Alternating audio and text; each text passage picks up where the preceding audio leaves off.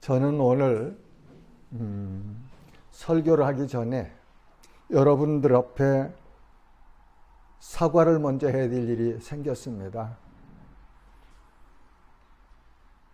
설교 중에 제가 인용하는 성경 말씀들은 적어가지고 한자라도 틀리지 않고 바르게 읽으려고 애를 쓰기 때문에 거기는 거의 문제가 없는 것 같은데, 제 설교 동영상을 제가 보니까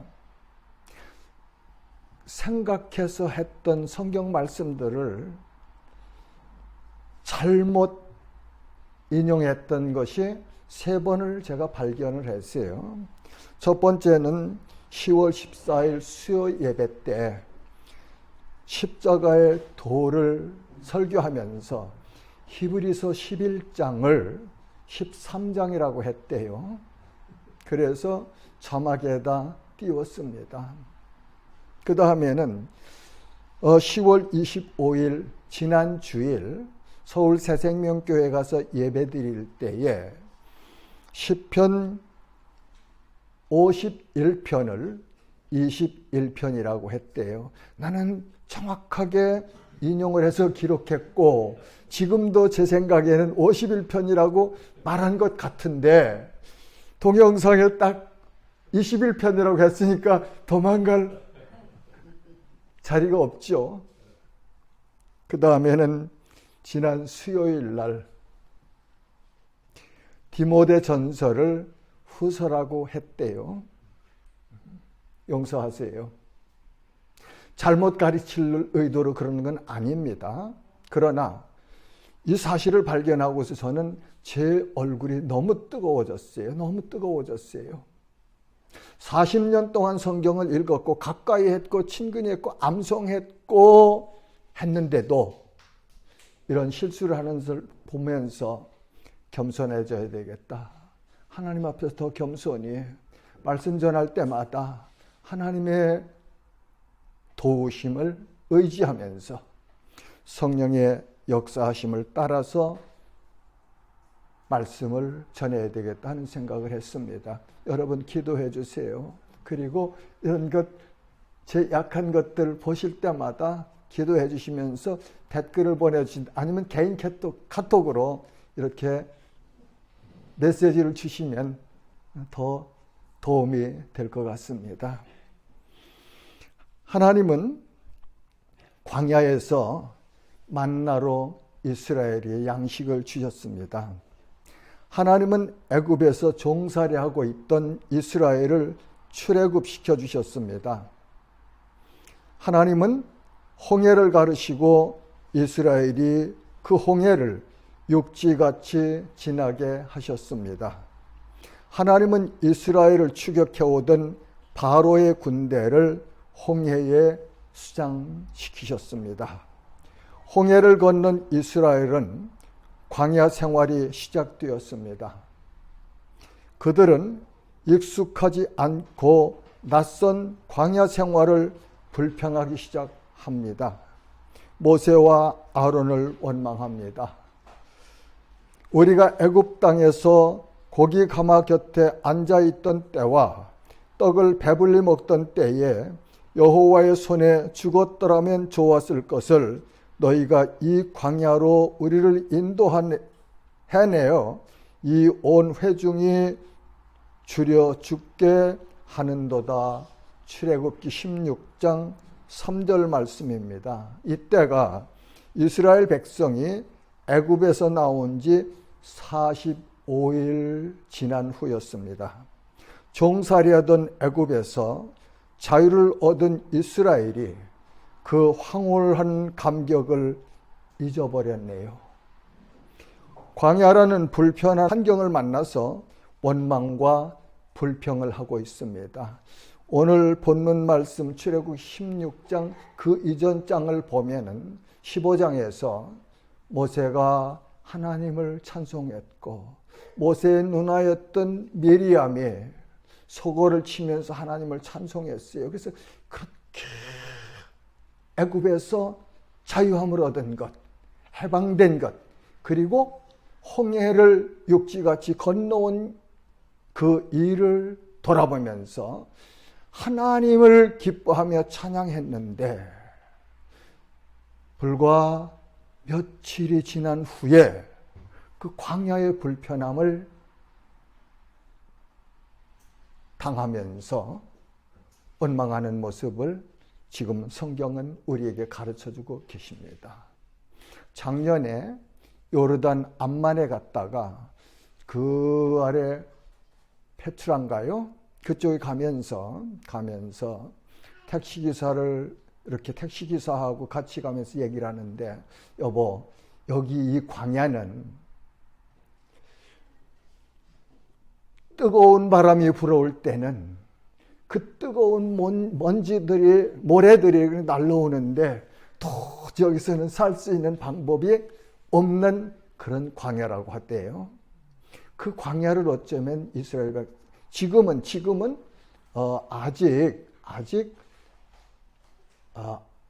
그러니까 요르단에 들어오지 아니하고 애굽에서 나와서 시내산과 그 홍해 사이에 있는 광야에서 머물고 있는데, 그 광야가 그렇게 사람이 도저히 살아갈 수 없는 그런 환경이더라고요.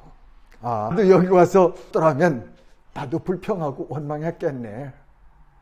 그들이나 나나 별로 다른 것 없지 않습니까? 그러면서 많은 생각을 해봤습니다. 자, 이스라엘 백성들은 이렇게 홍해를 건너와서 하나님을 찬양하며 기뻐했었는데 불편한 광야 생활을 하면서 원망하고 있네요. 자, 우리들의 모습은 어떻습니까? 예수 그리스도를 주님으로 믿고 하나님의 영광스러운 빛을 체험하고 예수 그리스도 안에서 누리는 자유함과 주님이 하늘로부터 내리시는 평강을 누리며 성령의 능력으로부터 흘러나오는 생수와 같은 기쁨을 누리던 날이 있었습니다. 이것은 성도가 거듭남을 경험한 감격이었습니다. 시간이 흘렀습니다. 가슴이 뜨거워서 열심히 전도했습니다. 마음속에서 우러나는 기쁨으로 하나님의 영광과 예수 그리스도의 고난을 찬양했습니다. 감격과 감사의 눈물을 흘렸습니다. 그리고 지난 날에 나의 죄악된 삶을 돌아보며 많은 눈물을 흘리기도 했습니다. 예배를 드리는 순간들이 가슴이 벅차도록 기쁜 일이었습니다. 주님을 섬기는 일이라면 우선순위의 첫 번째였습니다. 주님이 기뻐하시는 일이라면 나의 생명까지라도 드릴 수 있다고 고백했습니다. 주님을 뜨겁게 사랑했습니다. 이웃을 사랑하며 섬기는 기쁨으로 살면서도 행복했습니다. 그런데 많은 세월이 지난 지금 우리들의 모습은 어떻습니까? 예전보다 더 기쁨이 충만합니까? 옛날보다 더 열심히 기도하고 찬양하고 전도를 하고 있습니까? 이웃들을 섬기는 일에 기쁨과 감사가 있나요? 이 시간 우리 자신들의 현재의 삶의 모습을 성령의 빛에 조명하시면서 자신을 살펴보시면 좋겠습니다. 출애굽기 16장 4절 5절 말씀입니다. 그때에 여호와께서 모세에게 이르시되 보라, 때가 너희를 위하여 하늘에서 양식을 비같이 내리리니 백성이 나가서 일용할 것을 날마다 거둘 것이라. 이같이 하여 그들이 내 율법을 준행하나 아니하나 내가 시험하리라. 여섯째 날에는 그들이 그 거둔 것을 준비할지니 날마다 거두던 것에 갑절이 되리라. 하나님은 자기 백성인 이스라엘에게 40년간 광야에서 만나를 내리셔서 양식을 주셨습니다. 하나님은 매일 아침 새벽에 만나를 광야 지면에 내리셨습니다. 민수기 11장 9절에 보면 밤에 이슬이 진영이 내릴 때에 만나도 함께 내렸더라. 그렇게 우리에게 알려주십니다. 출애굽기 16장 15절은 이스라엘 백성들이 이것이 무엇인지 알지 못할 때 모세가 이는 여호와께서 너에게 주어 먹게 하신 양식이라고 가르쳐 주었습니다. 민수기 11장 8절에 보면 백성이 두루 다니며 그것을 거두어 맷돌에 갈기도 하며 절구에 찢기도 하고 가마에 삶기도 하여 과자를 만들었으니 그 맛이 기름 섞은 과자 맛 같았더라. 그렇게 기록하여 주셨어요.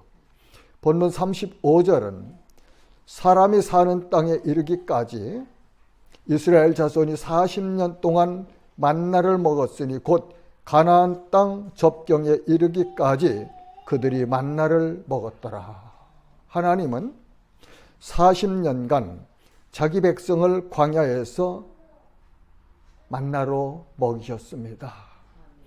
농사할 수 없었던 상황에서 아침마다 만나를 내리시어 양식을 주셨네요. 지금도 하나님은 변함이 없이 자기 백성들과 함께 하시며 만나를 먹이십니다. 그런 질문하는 분이 계실지도 모르겠네요. 목사님, 아침에 그럼 들판에 나가면 만나가 내렸습니까? 지금도. 광야에서 이스라엘이 먹던 만나가 지금도 내립니까? 새벽 이런 시간에 혼자 하나님 앞에 서 있는 경건의 시간들을 만들어 보세요. 그리고 주님 앞에서 마음을 열고 하나님의 말씀을 묵상해 보십시오. 주님, 내 영혼이 주님의 은혜에 갈급하오니 하늘의 만나를 내려주옵소서. 간구하는 마음으로 주님 앞에서 무릎을 꿇어보세요. 육신의 양식이 아닌 영혼의 만나를 주님께서 주실 것입니다.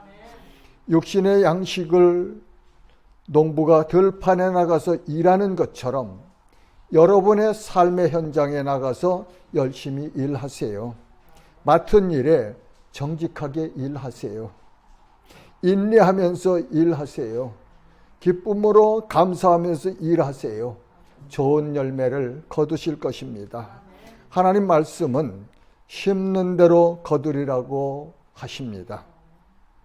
성도에게는 두 가지 양식이 있습니다. 하나는 육신을 위한 떡입니다. 이스라엘이 40년간 광야 생활을 할 때 하나님께서 하늘에 내려주시는 만나를 먹고 살았던 것처럼 지금 우리에게도 육신의 양식은 떡을 먹어야 살 수 있습니다. 40년의 광야 생활이 끝나고 하나님께서 아브라함에게 네 자손에게 주리라고 약속하신 가나안 땅에 들어가고 나서 만나 공급이 멈추었습니다.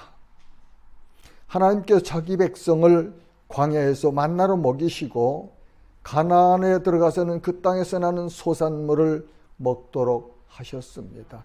광야에서는 만나로 먹이셨고 가나안 땅에 들어가서는 그 땅에서 나는 소산을 먹었듯이 오늘 우리에게 또 육신의 양식은 우리에게 주신 삶의 현장에 나가서 열심히 정직하게 성실하게 인내하면서 노력하면 육신의 양식을 걱정할 이유는 없습니다.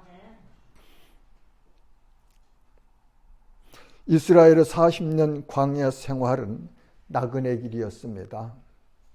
여호와 하나님께서 동행하시며 보호하시고 인도하셨습니다. 하나님께서 밤에는 불기둥으로 밝혀주시고 낮에는 구름 기둥으로 그늘을 만들어 주시며 동행하셨습니다. 그리고 구름 기둥이 머물 때는 이스라엘 진영도 머물렀습니다. 구름 기둥이 움직이면 이스라엘도 구름 기둥을 따라서 이동하였습니다. 이스라엘은 40년간 그렇게 광야 나그네 길을 걸었습니다.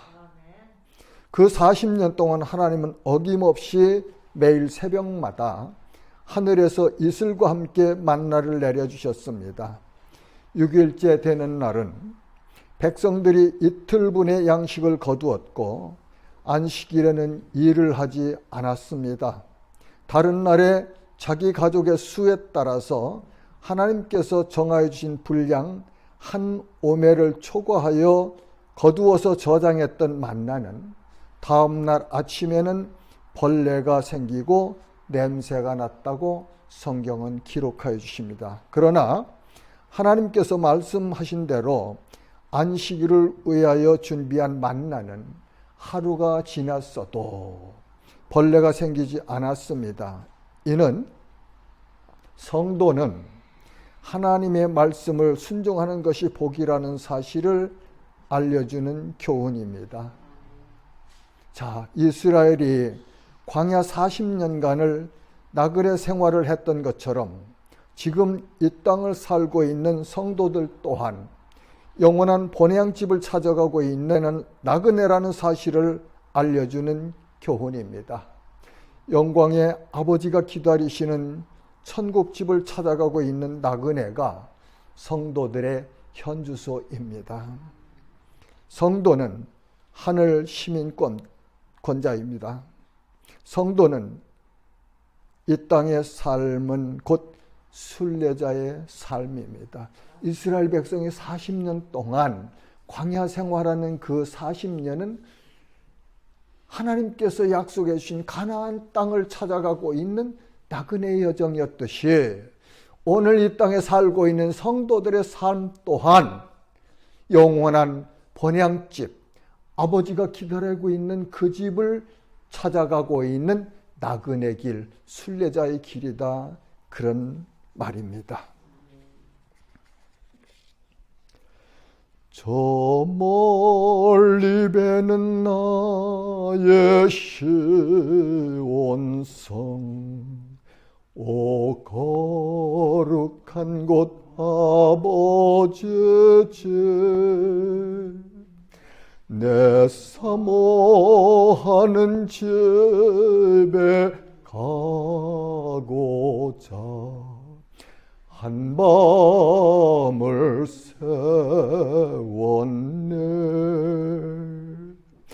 저 망망한 바다 위에 이 몸이 상할지라도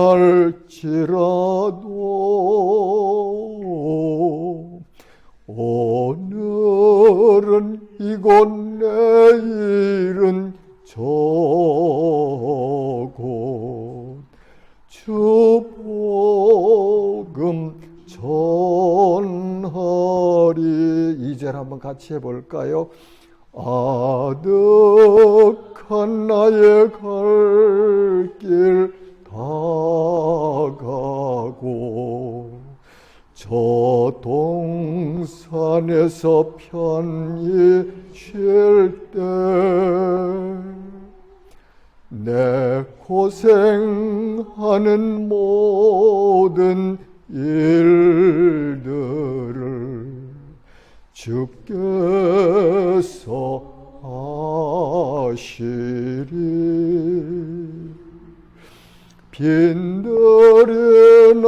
사막에서 이 몸이 고날지라도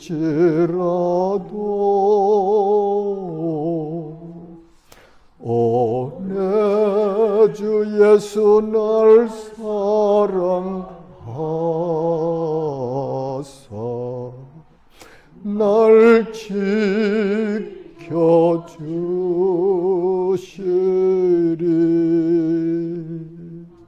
아멘.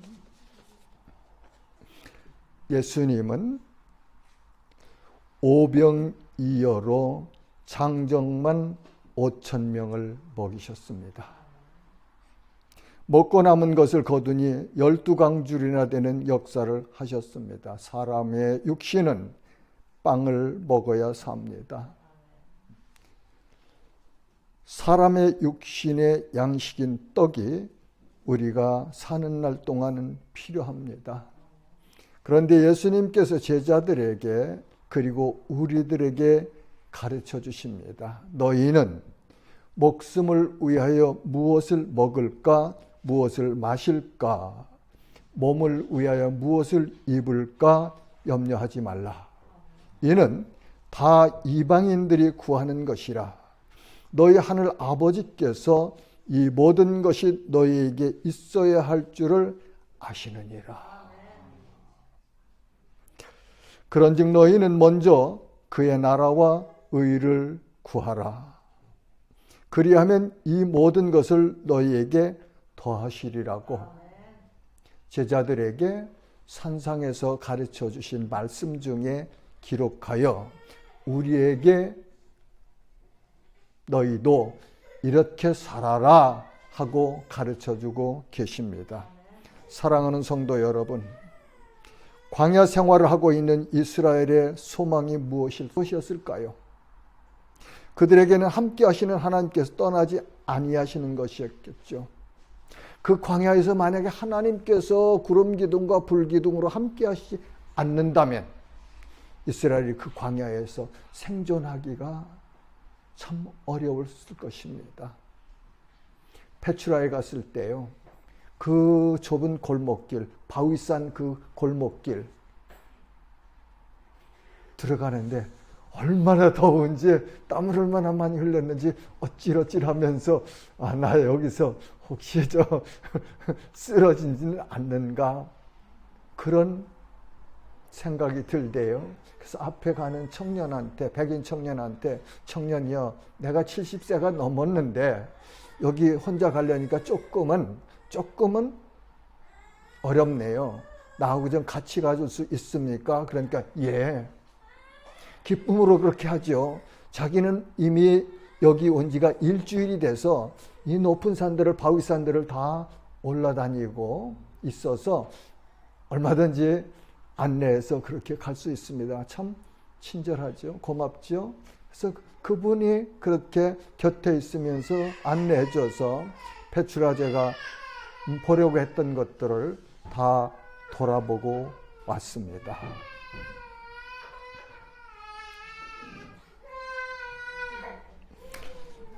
광야에서 40년 동안 생활하던 이스라엘의 소망은 하나님이 함께 하시는 것이었습니다. 지금도 우리의 소망이 가장 1순위가 무엇이었나 하면 하나님이 나와 동행하시는 이 은혜, 이 사랑, 이것을 소망해야 합니다. 그리고 이 사실을 확인해야 되죠. 하나님께서 우리를 구원하신 그날부터 우리 안에 성령으로 내주하시면서 우리 가운데 운행하시면서 우리를 인도하시고 가르치고 계시지 않습니까? 그런데 우리가 너무 지나친 욕심에 빠지면 이 사실을 잊어버리고 함몰될 때가 있죠. 이런 때는 위기입니다. 그런 때 하나님 앞에 무릎 꿇고 함께 동행하시는 하나님의 은혜를 다시 누려야 할 것입니다. 그리고 그들은 가나안 땅, 약속하신 땅, 젖과 꿀이 흐르는 그 가나안 땅을 들어가는 것이 소망이었어요. 성도들이 살아가는 이 땅에서 우리의 소망이 영원하신 하늘나라, 영광스러운 하나님의 나라, 그 나라를 들어가는 그날을 소망하며 살아가는 거예요. 우리 언제인지는 모르지만 우리 주님이 다시 심판주로 오시는 그날을 사모하면서 살아가는 것이 성도의 삶의 현주소라고 나는 말하고 싶습니다. 세상 것 좋아요. 그러나 거기에 우리의 모든 것을 걸고 살다 보면은 정말 소망해야 될 것, 간직해야 될 것, 붙잡아야 될 것, 누려야 될 것들을 잊어버린다면 그것이 우리 인생에, 내 인생에 무슨 유익이 있겠습니까? 이 세상은 우리가 잠시 있다가 떠나갈 그런 곳입니다. 주님의 말씀을 믿고 세상 근심에 매이지 말고 사십시다. 세상 일의 염려로 너무 고통하지 마십시다. 하나님은 영원전부터 영원까지 변함이 없으십니다. 하나님의 말씀은 변함이 없으시고 믿는 자들에게 하나님의 말씀은 능력입니다. 누가복음 1장 37절은 대저 하나님의 모든 말씀은 능하지 못하심이 없느니라고 기록하여 주셨습니다. 자, 우리 성도들에게 육신의 떡이 필요하다면 다른 하나의 양식이 또 있습니다. 그것은 곧 영혼의 양식입니다. 성도는 하나님의 말씀으로 살아가는 사람들이 성도예요. 예수님께서 광야에서 40일 동안 금식하시고 줄이셨을 때에 시험하는 자 마귀가 예수님을 찾아와서 시험을 겁니다. 마태복음 4장에 기록되어진 말씀이죠. 내가 만일 하나님의 아들이거든 이 돌들로 떡덩이가 되게 하라. 시험하는 참 교활합니다. 교활하죠. 마귀가 예수님이 하나님의 아들이신 것을 모르면서 말을 이렇게 했을까요? 아니에요. 왜냐하면 귀신들도 예수님을 만나면 다 압니다. 귀신들도 예수님이 하나님의 아들이신 것과 그리고 거룩하신 자라는 것을 알고 인정하거든요. 그런데 어떻게 귀신들의 대장인 마귀가 예수님이 하나님의 아들이신 것을 모를 리가 있겠습니까? 알면서도 예수님을 비아냥거리고 조롱하면서 비유를 건드려 보는 것이죠. 이 세상도 현재도 똑같아요. 하나님의 말씀대로 살려고 우리가 경건한 삶을 살면 세상이 우리를 조롱하고 비웃고 그리고 엉뚱한 소리를 걸어가면서 딴지 걸죠. 딴지. 이것이 시험하는 자가 하는 일입니다. 그때 예수님께서 말씀하시죠. 사람이 떡으로만 살 것이 아니요 하나님의 입으로부터 나오는 모든 말씀으로 살 것이라 하였느니라고 말씀하십니다. 성도의 영혼은 하나님의 말씀으로 살 수 있습니다. 그것이 성도가 이 땅 나그네 길에서 살아가는 방법입니다.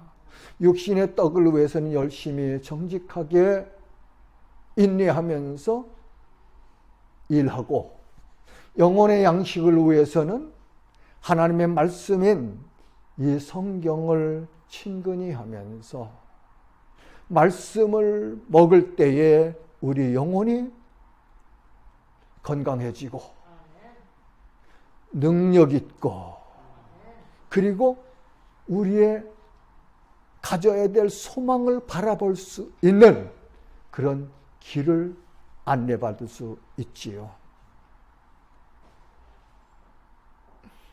예수님은 자신이 생명의 떡이라고 말씀하십니다.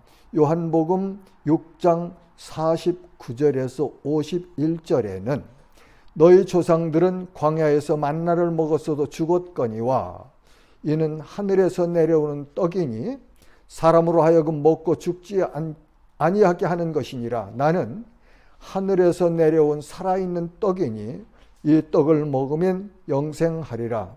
내가 줄 떡은 곧 세상의 생명을 위한 내 살이니라 하시니라. 성도들은 영원한 생명의 떡인 예수 그리스도를 믿고 먹고 사는 사람들입니다. 요한복음 6장 35절 말씀은 나는 생명의 떡이니 내게 오는 자는 결코 줄이지 아니할 터이요 나를 믿는 자는 영원히 목마르지 아니하리라. 요한복음 6장 47절 말씀은 진실로 너희에게 이르노니 믿는 자는 영생을 가졌나니.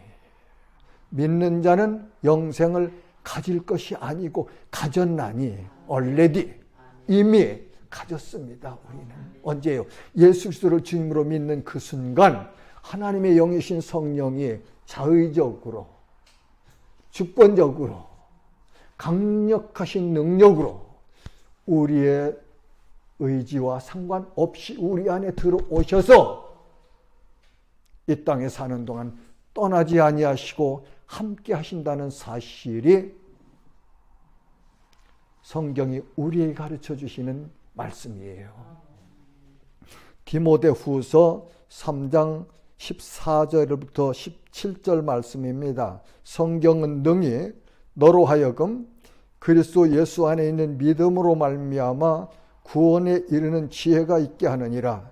모든 성경은 하나님의 감동으로 된 것으로 교훈과 책망과 바르게 함과 의로 교육하기에 유익하니 이는 하나님의 사람으로 온전하게 하며 모든 선한 일을 행할 능력을 갖추게 하려 함이니라.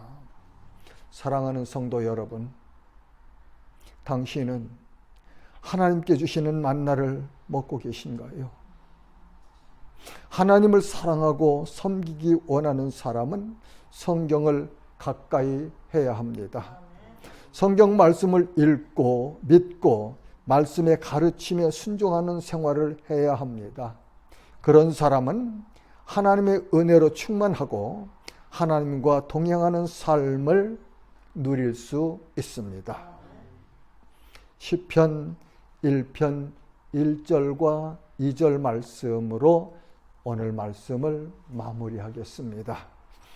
복 있는 사람은 악인들의 꾀를 따르지 아니하며 죄인들의 길에 서지 아니하며 오만한 자의 자리에 앉지 아니하고 오직 여호와의 율법을 즐거워하여 그의 율법을 주야로 묵상하는 자로다. 이 말씀대로 살아가면 3절에 기록하여 준 말씀을 우리는 누릴 수 있어요. 그런데 우리에게 있는 모순이 뭐냐? 3절 말씀은 너무 좋아서 너무 달아서 그건 내게 주시옵소서 하는데 이 1절과 2절에 기록하여 진 말씀은 그건 저 정목사에게 하고 뭐 정목사는 하고 아니죠. 그죠? 그건 내가 하고 3절에 하나님께서 약속하신 그 풍성한 은혜도 또한 우리 모두가 누리기를 주님의 이름으로 축복합니다. 하나님 아버지 은혜를 감사합니다.